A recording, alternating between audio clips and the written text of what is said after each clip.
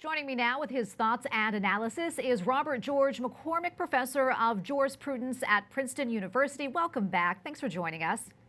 It's my pleasure, Tracy. Thanks for having me back on the show. So, Professor, what are your initial thoughts on these poll numbers? Well, what they seem to show is that Catholics think just about like most other Americans. Catholics seem to be average Americans. The bad part of that is that Catholic faith doesn't seem to make much of a difference in how Catholics think about moral and political issues. One would think that they're being catechized, I guess, more by the culture than by the faith, than by the church.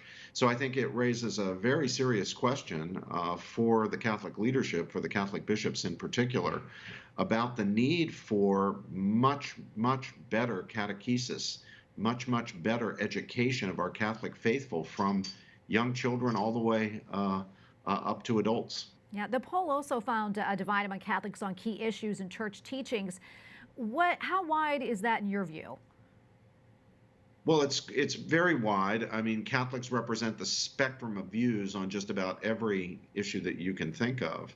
And there are large numbers of Catholics, if we can use a right-left spectrum, from the right to the left. There's a pretty broad distribution of Catholics. And even on issues on which the church has taught very clearly, abortion, assisted suicide, death penalty, where there are clear Catholic teachings, even many self-described faithful Catholics, even Catholics who claim to believe everything that the church teaches, actually hold views at variance with what the church teaches. Again, showing that there's a very deep problem with education, with catechesis, with the training of our Catholic people, with their understanding of what the Catholic faith is all about.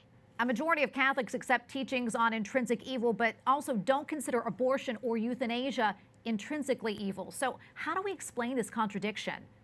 I have no way of explaining it other than the failure, if I can be very blunt, of the church to educate its people. People are getting their ideas from somewhere. They're not just sort of thinking them up from scratch out of their heads. If they're not getting them from the church, then they're getting them from the media, from the entertainment industry, from the important prestigious elements of society, from the professions, from corporate America. They're picking up their ideas, their fundamental moral beliefs from sources other than the church itself. And that, I think, accounts for why Catholics' actual beliefs look just like other Americans, where Catholic faith doesn't seem to be making any difference in how people actually think about some of the most important, some of the most profound issues in our lives. Were you surprised by the diversity of the 18% of Catholics who accept all the teachings of the church?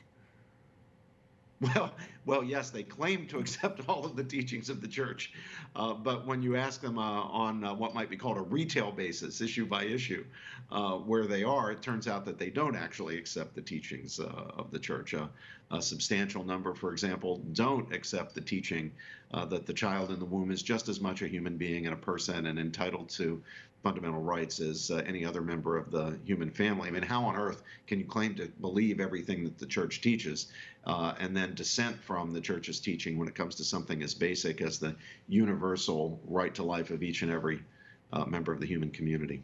Well, Professor, thank you so much for your insight. We really appreciate it. Robert George, McCormick Professor of Jurisprudence at Princeton University, thank you again. Wish I had better news.